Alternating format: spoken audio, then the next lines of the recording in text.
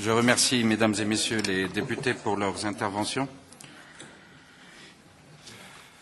Mais je voudrais quand même relever avec vous que des mots sont utilisés avec une extrême légèreté et qui est totalement étrangère à la légalité internationale sur le sujet. Je m'explique. J'ai entendu, ici ou là, le terme « occupation ». Je vous défie de trouver dans une résolution du Conseil de sécurité le mot « occupation ». Je vous défie de trouver, depuis 1980, dans une résolution de l'Assemblée générale qui nous regroupe tous, le mot « occupation ». Je vous défie de trouver dans les avis juridiques du conseiller des Nations Unies le mot « occupation ». N'utilisez pas des mots à l'emporte-pièce reprenant une propagande qui est faite et établie. Vous utilisez le fait que le Maroc ne réponde pas à la légalité internationale, ni aux résolutions du Conseil de sécurité. Et vous dites que le Conseil de sécurité demande la mise en œuvre d'un référendum. C'est faux, archi faux. Je vous défie de me sortir dans les résolutions du Conseil de sécurité le mot référendum depuis 2004. Mesdames et messieurs, le Conseil de sécurité appelle les partis et appelle les États voisins, y compris l'Algérie, à coopérer entre elles, parties, Maroc, Algérie compris, pour trouver une solution politique négociée, mutuellement acceptable, tenant compte des efforts déployés par le Maroc en 2006. Voilà ce que dit le Conseil de sécurité. Basé sur le sens du compromis et le réalisme, visant à atteindre l'autodétermination. Mesdames et messieurs, ne confondez pas autodétermination et référendum. Le référendum est un mécanisme. Et ce mécanisme, j'entends des sourires sarcastiques, mais j'aimerais bien qu'on me réponde. Le mot référendum n'existe pas dans les résolutions du Conseil de sécurité depuis 2004. Le référendum, nous l'avons essayé de 1989 jusqu'aux années 2000. Mais je suis désolé. Le référendum n'est pas la panacée. C'est un mécanisme minoritaire. 3 référendums ont été faits sous l'égide des Nations Unies pour résoudre 64 cas. Et moi, je m'interroge. Qui conditionne cette négociation? Qui dit j'exige que la solution ne peut être trouvée qu'à travers un référendum, tout en restant rigide, totalement, et sur l'appel de la communauté internationale et sur le Conseil de sécurité? N'utilisez pas le terme occupation parce que vous êtes en porte-à-faux par rapport à la réalité juridique et à la légalité internationale. Vous dites exploitation des ressources. Mais c'est quand même le monde à l'envers. C'est quand même le monde à l'envers. Le Sahara est un territoire pauvre. Le Sahara n'a pas de ressources qui puissent permettre l'exploitation pour les populations. Le Sahara bénéficie de la solidarité nationale, messieurs. Il n'y a pas d'exploitation. Il y a le phosphate Boukra, qui représente 1% des réserves marocaines nationales, qui sont maintenues en activité pour des considérations sociales que Madame évoquait tout à l'heure. S'agissant de pêche, l'exploitation, c'est l'investissement public, c'est l'investissement privé qui fait que le secteur de la pêche se développe au sud. Maintenant, ne pas exploiter du tout les ressources, sous prétexte qu'il faut l'avis de toute la population, vous voulez punir donc ces populations? Vous voulez donc les punir? Donc il faut attendre, d'après vous, un référendum pour les consulter si ces ressources leur sont d'un intérêt quelconque. Et c'est pour ça que lorsque j'entends, avec le respect que je dois à Madame Gomez, me dire qu'il y a eu 500 tués, alors que le monde entier, y compris Human Rights Watch, y compris Amnesty, y compris la Fédération internationale des droits de l'homme, qui, elles, sont sur le terrain. Mais votre résolution, avec tout le respect que je dois à une décision souveraine, n'a pas voulu en tenir compte. Human Rights Watch dit qu'il n'y a pas eu un seul mort dans l'opération de démantèlement des camps, et vous venez me dire qu'il y a eu 500 disparus et morts? J'ai demandé, moi, lors des négociations au Polisario, de me donner des noms. Ils m'ont donné 2 noms. 2 noms. Et ces 2 noms sont des personnes bel et bien vivantes et elles ont témoigné. On nous a donné 2 noms. Et elles sont vivantes. Et elles ont témoigné et elles vont porter plainte pour préjudice causé. Donc, on passe sous silence tout ce qui a été fait lors de l'opération de démantèlement. Toutes ces exagérations. Vous savez ce qui a été dit? Je vous le rappelle très brièvement. Qu'on a refusé l'approvisionnement en eau, nourriture et médicaments.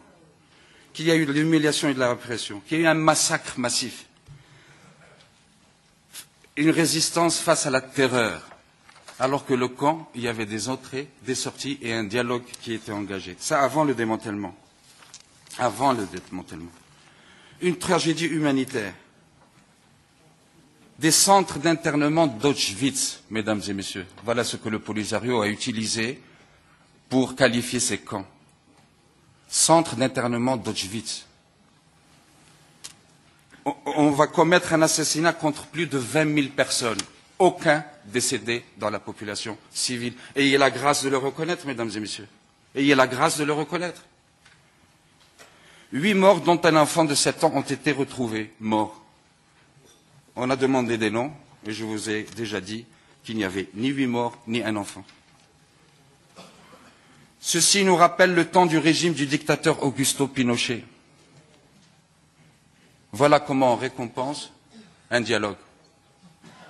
Pinochet. S'il y avait un mort, donnez-le-nous, moi.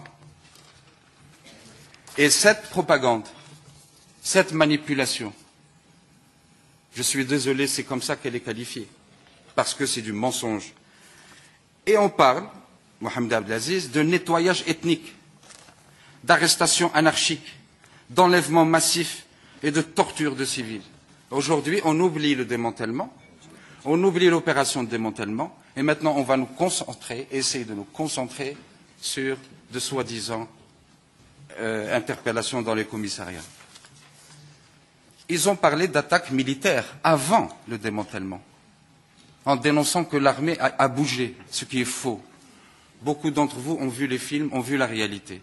Ce sont des pauvres agents CRS de la gendarmerie qui sont allés à l'encontre de cocktails Molotov et de poignards et de bombes. Vous refusez la réalité. Maintenant, je dirai un mot, puisque vous m'avez interpellé. Et pendant ce temps, on va à la recherche de témoignages. Voilà.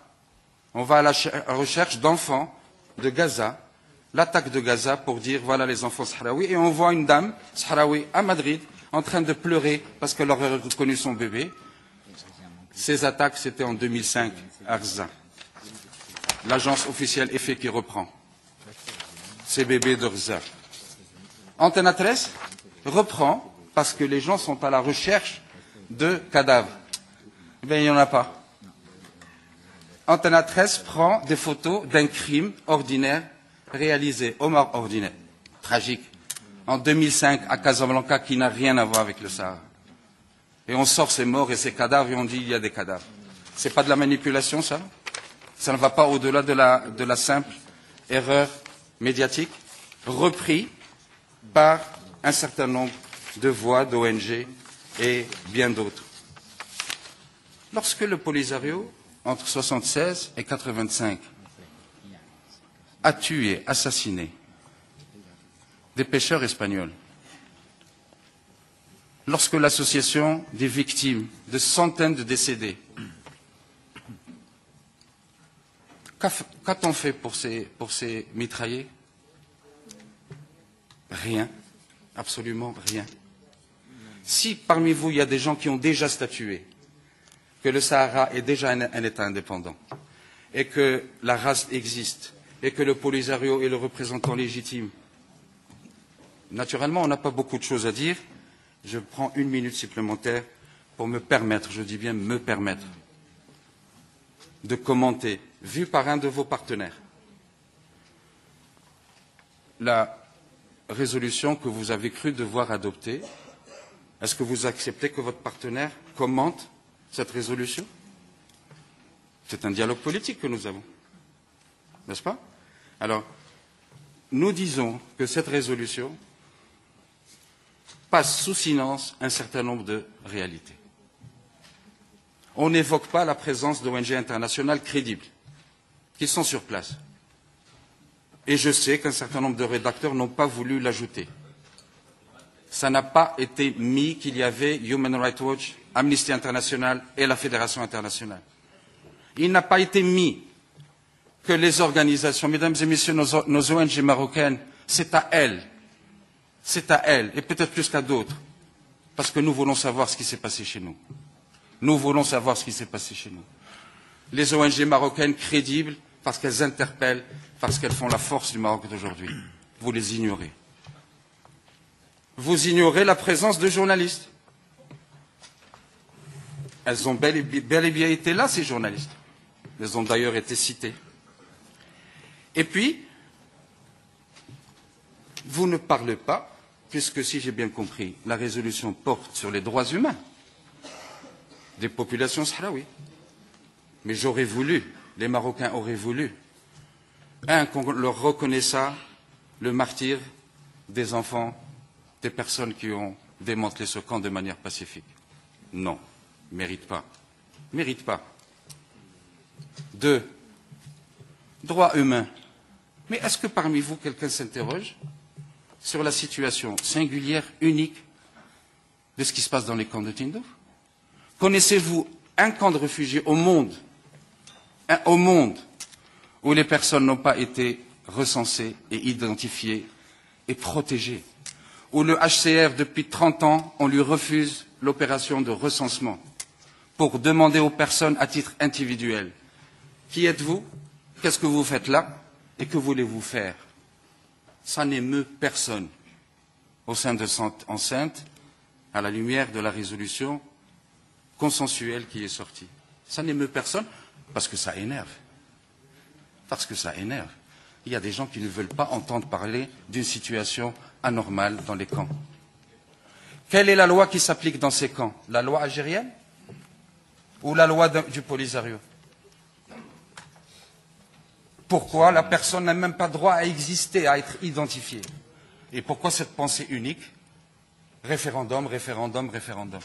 Et quand une personne réussit à remettre en question la pensée unique, vous avez vu ce qui est arrivé à Mohamed Selma. Vous avez vu. 2 mois de détention, ça ne semble émouvoir personne ici. Je m'excuse d'être direct, franc, peut-être passionné, mais voilà ce que nous pensons de cette résolution consensuelle. Parce qu'elle a été précipitée, oui, elle a été précipitée, mais là, c'est votre décision. Et puis surtout, elle a été injuste envers les personnes mortes et elle a été déséquilibrée à travers les différents éléments que je viens de partager.